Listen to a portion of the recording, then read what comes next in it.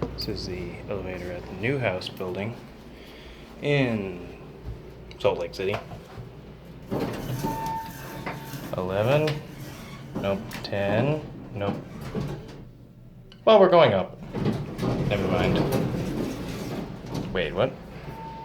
These buttons not. 10.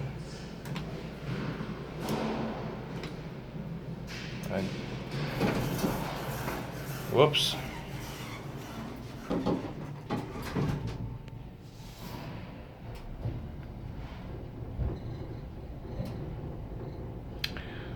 I don't know.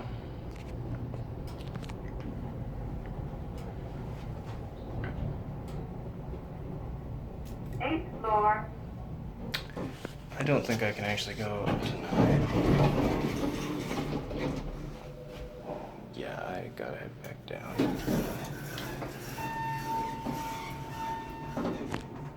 Okay, going back down.